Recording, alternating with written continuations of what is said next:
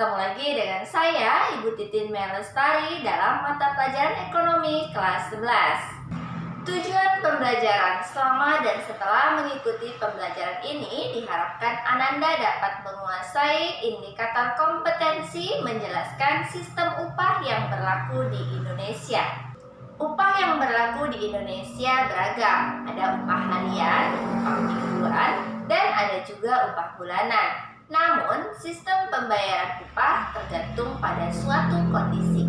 Kondisi seperti apakah yang mempengaruhinya? Berikut penjelasannya. Menurut Undang-Undang Nomor 13 Tahun 2003, Pasal 1 Ayat 3 tentang Ketenagakerjaan, upah adalah hak pekerja yang diterima dan dinyatakan dalam bentuk uang sebagai imbalan dari pemberi kerja kepada pekerja yang ditetapkan dan dibayarkan menurut suatu perjanjian kerja, kesepakatan, atau peraturan perundang-undangan, termasuk tunjangan bagi pekerja dan keluarganya atas suatu pekerjaan atau jasa yang telah dilakukan. Sistem upah di Indonesia berdasarkan pada fungsi upah, yaitu berfungsi menjamin kehidupan yang layak bagi pekerja dan keluarganya, mencerminkan imbalan atas hasil kerja seseorang, dan menyediakan insentif untuk mendorong meningkatkan produktivitas kerja. Sedangkan syarat sistem pengupahan antara lain: yang pertama, bersifat menarik atau atraktif. Maksudnya, agar upah yang diberikan dapat menarik pencari kerja untuk bergabung dengan perusahaan. Yang kedua, bersifat kompetitif.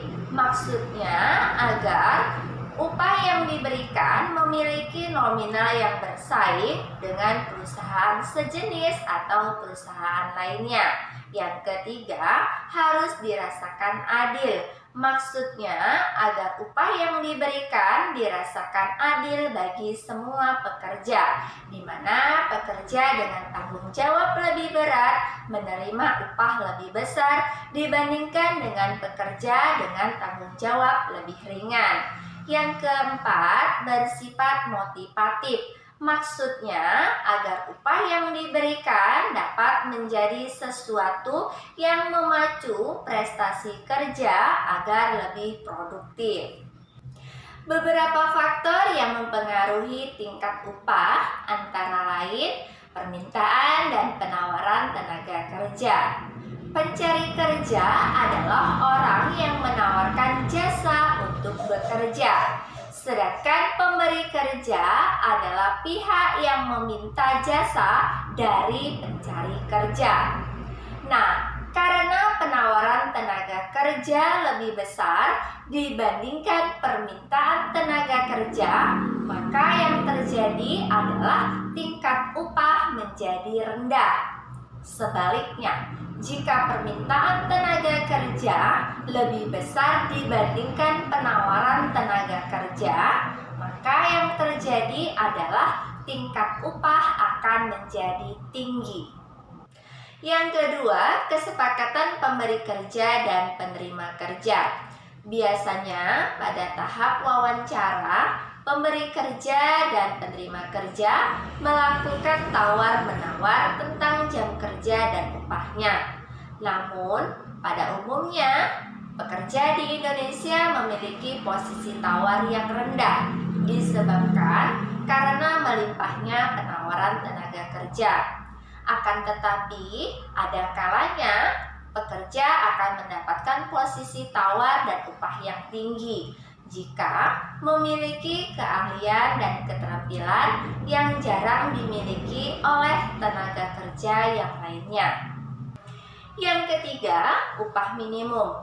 Upah minimum antar daerah tidaklah sama, dikarenakan penetapan upah minimum dilakukan oleh gubernur masing-masing daerah yang dianggap paling mengerti dengan kondisi daerahnya. Selain itu, faktor lain yang mempengaruhi upah minimum adalah kebutuhan hidup minimum, indeks harga barang, kondisi pasar kerja, tingkat perkembangan ekonomi, serta pendapatan per kapita.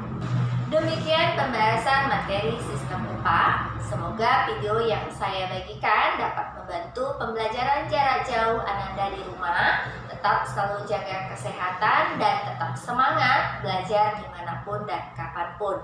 Saya akhiri. Wassalamualaikum warahmatullahi wabarakatuh.